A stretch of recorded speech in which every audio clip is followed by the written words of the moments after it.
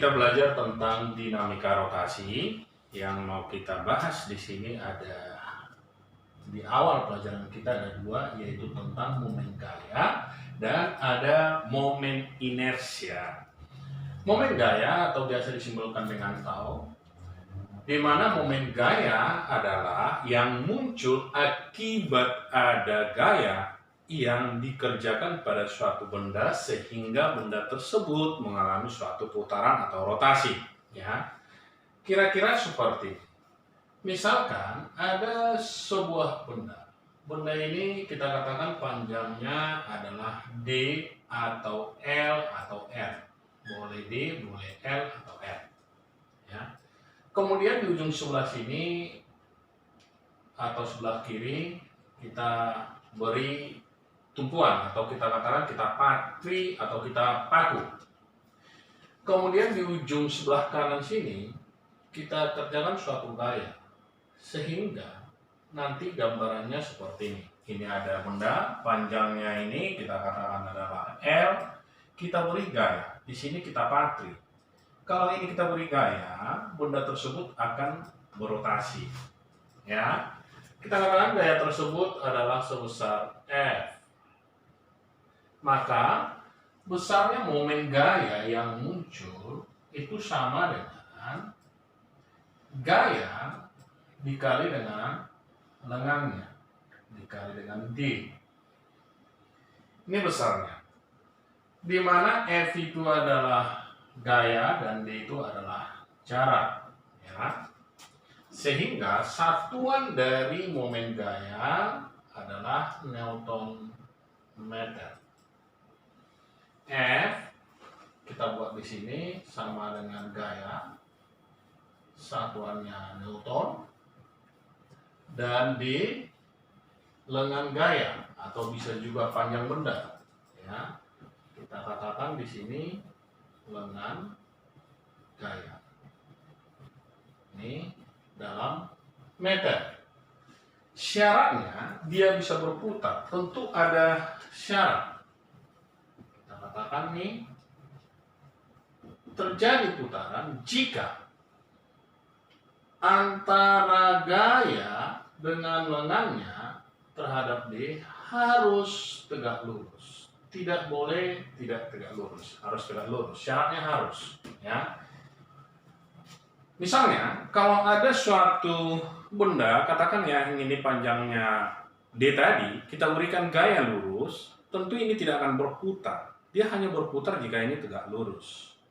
Kalau diberikan gaya miring misalnya, apakah ini berputar? Ya, kenapa berputar? Karena ada komponen yang tegak lurus. Contohnya, kita katakan di sini ada suatu benda panjangnya D. Di sebelah sini kita patri atau kita paku. Kemudian kita berikan gaya dengan membentuk sudut terhadap horizontalnya. Kita katakan di sini sudutnya adalah theta. Ini adalah F. Yang menyebabkan berputar, kalau ini kita uraikan, nanti ada komponen terhadap sumbu X. Kita katakan ini adalah yang X, ini adalah sumbu Y.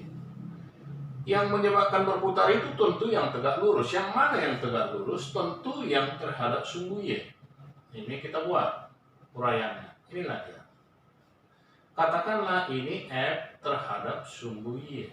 Sedangkan yang lurus adalah F terhadap sumbu X.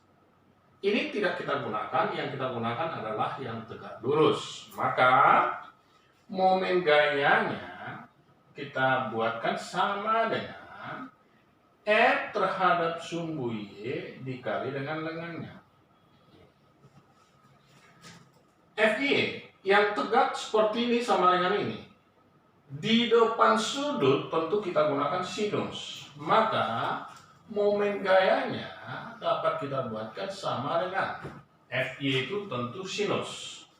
F sin theta dikali dengan D. Contoh, supaya lebih gampang kita pahami, kita buatkan suatu contoh. Contohnya nih, Ada suatu batang. Batang ini katakan panjangnya 2 meter. Ini misal 2 meter. Diberi gaya, katakan gayanya ini F sama dengan 20 Newton. Membentuk sudut terhadap horizontalnya 60 derajat. Kalau ditanya nanti jika titik tumpunya di sini, momen gayanya sama dengan berapa? Caranya sangat mudah. Kita cari komponen yang tegak lurus. Tentu tegak lurus lengannya ini adalah ke sini. Tinggal kita uraikan aja. Inilah dia. Kalau kita ambilkan ini dengan nama FI. Ya. Di depan sudut itu sama dengan ini, tentu menggunakan sinus. Berarti momen gayanya dapat kita buat sama dengan FI dikali dengan D. Atau Fsin theta dikali dengan D. Kita masukkan nilainya. Gaya yang bekerja sama dengan 20. Kita masukkan sin 60 dikali panjangnya 2 meter. Hasilnya sin 60 setengah akar 3. Berarti 20 dikali setengah akar 3 dikali 2. Kita coret. Ini habis ke sini. Hasilnya sama dengan 20 tinggal ini akar 3, 20 akar 3 Newton meter. Inilah hasilnya. Ya. Jika di dalam soal kita temukan ada beberapa gaya yang bekerja pada suatu benda. Misal, ini ada batang. Katakanlah di sebelah sini ada gaya F1. Di sebelah sini ada gaya F2. Di sebelah sini ada gaya F3 misal. Kalau seandainya masing-masing kita berikan nilai, ini 10 Newton, ini 20 Newton, ini 30 Newton. Misalkan dikatakan seperti ini, jika di titik A nih, ya, dikatakan dalam titik A, benda ini dipatri. Berapakah momen di A? Pertanyaannya, berapakah momen di A? Jika jaraknya masing-masing kita tentukan. Jaraknya ini ke titik A ini katakan 3 meter. Jarak gaya kedua ke titik A ini katakan 1 meter. Jarak ini kita katakan 2 meter terhadap F3. Cara pengerjaannya, kita harus tentukan arah karena ini adalah vektor. Arah penting sekali. Kalau searah jarum jam kita ambil positif, maka berlawanan negatif. Atau jika searah jarum jam kita ambil negatif, maka yang berlawanan positif. Misal, ini titik tumpunya tadi. Di sini dia nih, di A. Yang F1 nariknya ke sebelah sini, maka bisa kita lihat dia searah jarum jam. Ini akan memutar dia searah jarum jam. Ke sini arah putarannya. Kita katakanlah ini bernilai positif. Boleh tidak negatif? Boleh. Kalau searah kita ambil positif, berlawanan negatif. Jika searah negatif, maka yang berlawanan pasti positif. Oke, ini ke sana. Searah jarum jam. Gimana yang F2? Ini, nariknya ke sebelah sini, berlawanan. Maka kita tulis ke sini. Inilah dia. Kita tuliskan negatif. Yang di sebelah kanannya, nih, mutarnya ke sana, berlawanan lagi. Berarti kita tuliskan ini adalah bernilai negatif.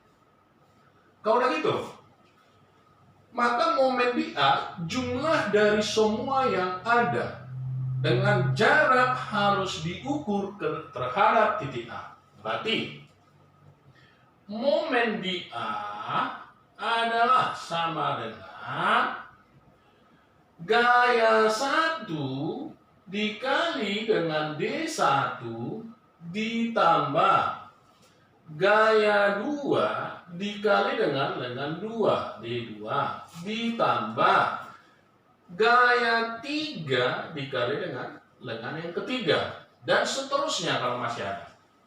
Ya. Kemudian kita masukkan nilainya beserta kesepakatan tanda yang kita buat. Kalau secara jarum jam di sini kita ambil positif, maka berlawanan otomatis negatif. Misalnya di sini kita buat F1 tadi kita ambilkan positif dikali jaraknya harus ke titik tumpu tadi, ke titik A ini, ke sini. Ya, dikali 3 ditambah F yang kedua 20 tapi bertanda negatif, berarti kita tulis negatif atau langsung aja. Berarti di sini kita buat negatif. Biarpun di sini tambah karena kita udah sepakat di sini negatif, berarti tambah negatif. Berarti langsung negatif aja. 20 dikali jaraknya 1. F yang ketiga tambah F yang 3 tapi negatif, maka kita tuliskan negatif. 30 dikali jaraknya 2, hasilnya sama dengan 30 dikurang 20 dikurang 60. Hasilnya sama dengan min 50 Newton meter. Artinya berarti yaitu adalah berlawanan jarum jam. Inilah hasilnya momen BH.